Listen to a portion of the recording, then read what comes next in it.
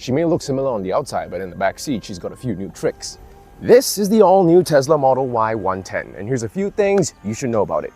Refreshed for 2025, the Juniper update looks noticeably better than the previous generation. It's overall more cohesive in design thanks in part to the revised front end and rear taillight design. The LED light bar up front makes it look a lot more Robocop and less like an overinflated Model 3. The rear unibar brake light reflects off the body panel here, making it less glaring for the drivers behind. Plus, it also illuminates the ground for increased visibility.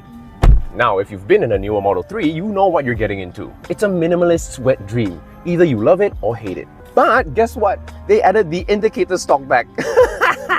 Apparently, this was what most drivers were complaining about in the previous version, so they stuck it back on. You get ventilated seats in the front, but only heated seats in the rear.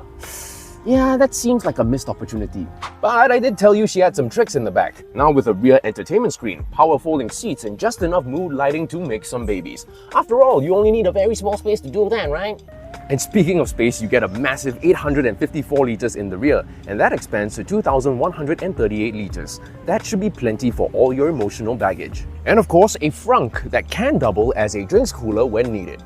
Please don't drink and drive. Performance is similar to the Cat A Model 3, both in acceleration and suspension, which is surprising considering it is a larger and heavier vehicle. It doesn't shock you with power, but instead pulls you along effortlessly. And yes, it does roll a bit more around the corners, but at a very acceptable level.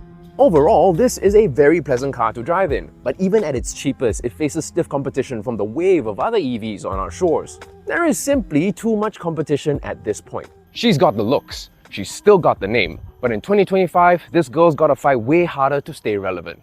Thanks for watching, and I'll see you all soon.